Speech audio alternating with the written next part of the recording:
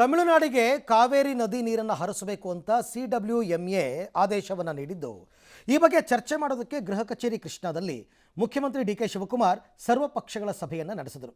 ಸಭೆಯಲ್ಲಿ ಮಾಜಿ ಸಿಎಂ ಸಿದ್ದರಾಮಯ್ಯ, ಯಡಿಯೂರಪ್ಪ, ಸದಾನಂದಗೌಡ, ಬಸವರಾಜ ಬೊಮ್ಮಾಯಿ, ಕೇಂದ್ರ ಸಚಿವ ಕುಮಾರಸ್ವಾಮಿ ಸೇರಿದಂತೆ ಬಿಜೆಪಿ, JDS, ಕಾಂಗ್ರೆಸ್ನ ಸಚಿವರು, ಸಂಸದರು, ಶಾಸಕರು ಭಾಗಿಯಾಗಿದ್ದರು. ಮೀಟಿಂಗ್ನಲ್ಲಿ ಕಾವೇರಿ ನೀರು ಮತ್ತು ಮೇಕೆದಾಟು ವಿಚಾರದಲ್ಲಿ ಸರ್ವಪಕ್ಷದ ನಾಯಕರು ಒಗ್ಗಟ್ಟು ಪ್ರದರ್ಶನ ಮಾಡಿದರು. ಸರ್ವಪಕ್ಷ ಸಭೆ ಬಳಿಕ ಸುದ್ದಿಗೋಷ್ಠಿ ನಡೆಸಿದ ಸಿಎಂ DK ಶಿವಕುಮಾರ್, ಕೇರಳದಲ್ಲಿ ಭಾರಿ ಮಳೆಯಾಗಿದ್ದರಿಂದ ಕಬಿನಿ ಜಲಾಶಯ ಸಂಪೂರ್ಣ ಭರ್ತಿಯಾಗಿದೆ. ಹೀಗಾಗಿ ಕಬಿನಿಯಿಂದ 2-3 ಅಡಿ ಬ್ಯಾಲೆನ್ಸ್ ಮಾಡಿಕೊಂಡು ತಮಿಳುನಾಡಿಗೆ ನೀರು ಬಿಡಲಾಗಿದೆ. ರೈತರು ಆದಷ್ಟು ತಾಳ್ಮೆಯಿಂದ ಇರಬೇಕು ಅಂತ ಮನವಿ ಮಾಡಿದರು. ಇನ್ನು ಮೇಕೆದಾಟು ವಿಚಾರವಾಗಿ ಶಾಶ್ವತ ಸಲಹಾ ಸಮಿತಿ ರಚನೆಗೆ ನಿರ್ಧಾರ ಮಾಡಿದ್ದು, ಪ್ರಧಾನಿ ನರೇಂದ್ರ ಮೋದಿ ಬಳಿಗೆ ತೆರಳಿ ನಿಯೋಗ ಭೇಟಿ ಮಾಡುವ ಸಾಧ್ಯತೆ ಇದೆ. ಈ ಸಂಬಂಧ ಪ್ರಧಾನಿ ಮೋದಿ ಭೇಟಿ ಮಾಡೋದಕ್ಕೆ ಸಮಯವನ್ನು ಕೇಳಲಾಗಿದೆ ಅಂತ ಹೇಳಿದರು. ಇನ್ನು ಮೇಕೆದಾಟು ವಿಚಾರವಾಗಿಯೂ ಕೂಡ ಚರ್ಚೆ ಆಗಿದೆ. ತಮಿಳುನಾಡು ಜೊತೆ ಸೌಹಾರ್ದಯುತವಾಗಿ ಚರ್ಚೆ ಮಾಡಬೇಕು ಅಂತ ಸಲಹೆಯನ್ನು ಕೊಟ್ಟಿದ್ದಾರೆ. DPR ಸ್ವಲ್ಪ ಪರಿಷ್ಕರಣೆ ಮಾಡಿ ಕಳಿಸ್ಕೊಡ್ತೀವಿ, ಅಲ್ಲದೆ ಬರಪೀಡಿತ ತಾಲೂಕುಗಳನ್ನು ಆಗಸ್ಟ್ ಕಡೇ ವಾರದಲ್ಲಿ ಘೋಷಣೆ ಮಾಡ್ತೀನಿ, ಕೇಂದ್ರ ಸರ್ಕಾರದ ಮಾರ್ಗಸೂಚಿ ಮತ್ತು ಗ್ರೌಂಡ್ ರಿಪೋರ್ಟ್ ಮೂಲಕ ಘೋಷಣೆ ಮಾಡ್ತೀವಿ ಅಂತ ಮಾಹಿತಿಯನ್ನು ಕೊಟ್ಟಿದ್ದಾರೆ. There is no nothing. There is actually here for future days how to take decision, that is left to the government. There is no nothing. There is actually. ನಾನು ಒಬ್ಬ ಕೂಡ ಕಾವೇರಿ ಕಣಿವೆಯಲ್ಲಿ ಹುಟ್ಟಿ ಬೆಳೆದು ನಾನು ಕೂಡ ಒಬ್ಬ ರೈತನ ಮಗನಾಗಿ ಪಾರ್ಷಿಯಲ್ ರೈತ ಕೂಡ ಕೆಲಸವನ್ನು ಕೂಡ ಮಾಡಿಕೊಂಡು ಬೆಳೆದಂತವನು. ಕಾವೇರಿ ವಿಚಾರದಲ್ಲಿ ರಾಜ್ಯದ ಜನರ ಹಾಗೂ ರೈತರ ರಕ್ಷಣೆಗೆ ನಾನು ಮತ್ತು ನಮ್ಮ ಸರ್ಕಾರ ಬದ್ಧವಾಗಿದೆ. 7.25 ಕೋಟಿ ಜನರಿಗೆ ಯಾವ ತರದ ಅನುಮಾನ ಕೂಡ ಬೇಡ. ನಾವು ವಯನಾಡಿನಲ್ಲಿ ಕೂರ್ಗಲ್ಲಿ ಮಳೆ ಆಗಿದ್ರಿಂದ ಬಹಳಷ್ಟು ಸಮಸ್ಯೆ ವರ್ಣದೇವ ಮತ್ತು ನಿಸರ್ಗ ಪರಿಹಾರ ಮಾಡಿದೆ. ಇದು ತಾತ್ಕಾಲಿಕವಾಗಿರುವಂತಹದ್ದು. ಇಡೀ ವರ್ಷ ಕುಡಿಯೋ ನೀರಿನ ಮತ್ತು ನಮ್ಮ ರೈತರಿಗೆ ನೀರು ಕೊಡುವಂತ ಒಂದು ವಿಚಾರ ಉಪಯೋಗ ಇಲ್ಲ. ತಮಿಳುನಾಡವರು ಯಾವತ್ತೂ ನಮ್ ಸಪೋರ್ಟ್ ಮಾಡೇ ಇಲ್ಲ. ಹೇಳಿದೀನಿ, ಲೇಟ್ ಆಗಾದ್ರೂ ಬುದ್ಧಿ ಕಲ್ತ್ಕೊಂಡು ಈ ಸಭೆಯನ್ನ ಕರೆದ್ರಲ್ಲ. ಕಬಿನಿ ಮುಂದಿನ ದಿನಗಳಲ್ಲಿ ಮೇಕೆದಾಟು ಯೋಜನೆಯನ್ನ ಯಾವ ರೀತಿ ಮಾಡಬೇಕು, ಏನು ಇವತ್ತು ಪರಿಸ್ಥಿತಿ ಇದು ಇವತ್ತಿದ್ದಾಗ ತಮಿಳುನಾಡಿನಲ್ಲಿ ಬೆಳೆ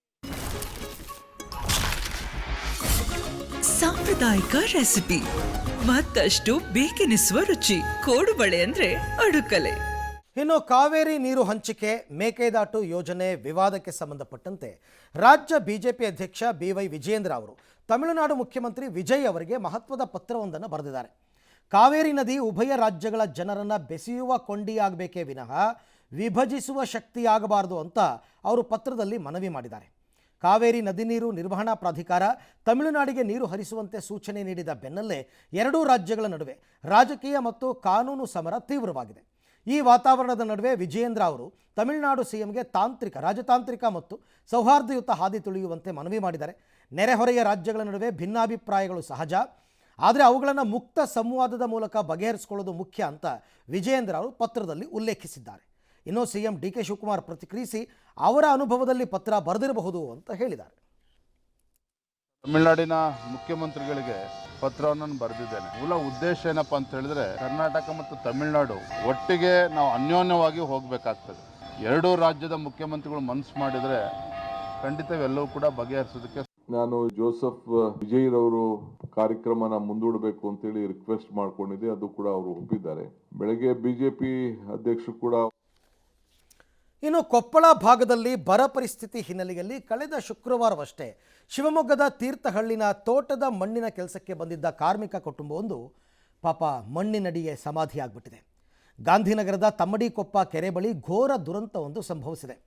ಶನಿವಾರ ರಾತ್ರಿ ಊಟ ಮಾಡಿ ಮಲಗಿದ್ದ ಕುಟುಂಬವೊಂದರ ಮನೆ ಮೇಲೆ ಭಾನುವಾರ ಬೆಳಗ್ಗಿನ ಜಾವ ಅಂದರೆ ಇವತ್ತು ಬೆಳಗ್ಗಿನ ಜಾವ ಏಕಾಏಕಿ ಗುಡ್ಡ ಕುಸಿದು ಬಿದ್ದಿದೆ.